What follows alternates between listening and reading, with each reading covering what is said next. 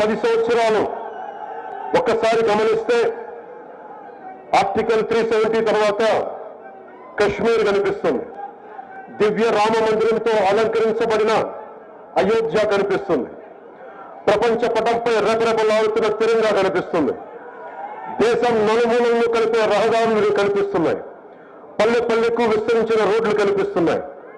గడిచిన 10 ఏళ్లలో ఎన్డీఏ ప్రభుత్వం 25 కోట్ల భారతీయులను పేదరికం నుండి విముక్తి చేసింది, 4 కోట్ల రైతులకు పంట బీమా అందించింది, పీఎం కిసాన్ ద్వారా 12 కోట్ల మందికి లబ్ధి చేకూరింది. అలాగే ముద్రా యోజన ద్వారా దాదాపు 30 కోట్ల మంది ఆడబిడ్డలకు చేయూతనిచ్చింది.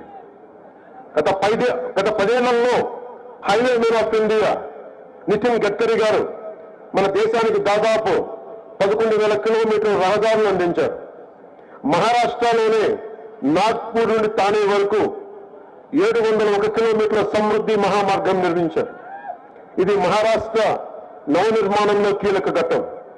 2028 లోపు మహారాష్ట్రను 1,00,000 కోట్ల ఆర్థిక వ్యవస్థగా తీర్చిదిద్దేందుకు ఇలాంటి ఇంకెన్నో గొప్ప అభివృద్ధి కార్యక్రమాలు చేపడుతున్నారు. భారతదేశాన్ని 5 లక్షల ట్రిలియన్ల జీడీపీతో ప్రపంచంలోనే 3వ అతిపెద్ద ఆర్థిక వ్యవస్థగా మార్చడంలో మహారాష్ట్ర కీలక పాత్ర పోషించబోతుంది.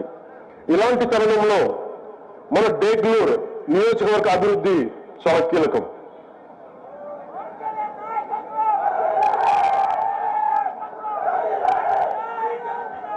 हम डेगलूर की विकास की बात करें तो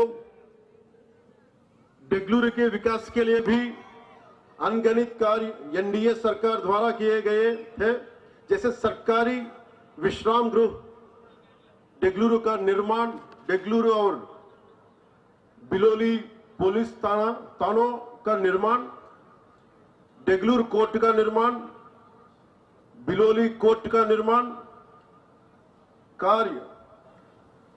कार्य है हेमंतनाथी मंदिर का कार्य भी पूरा हो चुका है। बिलोली से कुंडलवाड़ी रोड भी बनकर तैयार है और हर घर जल योजना के कार्य भी 50% पूरा हो चुका है। ये जो सतत विकास कल कार्य एनडीए की सरकार में हुआ है और हो रहा है, यह इसी गति से होता रहे, इसके लिए हम क्या कर सकते हैं? हम उस सरकार को चुन सकते हैं जिसने महाराष्ट्र को 1 ट्रिलियन की अर्थव्यवस्था बनने का सपना देखा है। वो एनडीए सरकार है। इस सपने को पूरा करने के लिए हमें साथ चाहिए डेगलूर की युवा शक्ति का, डेगलूर की बहनों का, डेगलूर की माताओं का।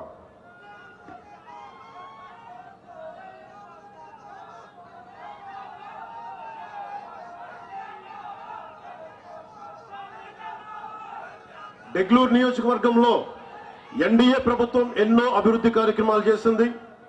ఎన్డీఏ ప్రభుత్వంలో ప్రభుత్వ విశ్రాంతి గృహం, డెగ్లూర్ బిలోలి పోలీస్ స్టేషన్ నిర్మాణం, డెగ్లూర్ కోర్టు నిర్మాణం, బిలోలి కోర్టు నిర్మాణం, హేమంత్ పంతి ఆలయ నిర్మాణం, కుందల్వాడి నుండి బిలోలి రోడ్డు మార్గం కూడా నిర్మాణం పూర్తయింది. అలాగే హర్ ఘర్ జల్ యోజన పథకం కింద 50% పనులు పూర్తయ్యాయి. డెగ్లూర్ నియోజకవర్గంలో ఇదే వేగంతో అభివృద్ధి కొనసాగాలంటే మనం ఏం చేయాలి? మహారాష్ట్రను 1,00,000 కోట్ల ఆర్థిక వ్యవస్థగా మార్చాలని సంకల్పంతో ఉన్న ప్రభుత్వాన్ని ఎన్నుకోవాలి. ఈ కల సాకారం కావాలంటే ఎన్డీఏకు ఇక్కడున్న యువత, డెగ్లూర్ ఆడబిడ్డల మద్దతు, డెగ్లూర్ ప్రజల సహకారం కావాలి.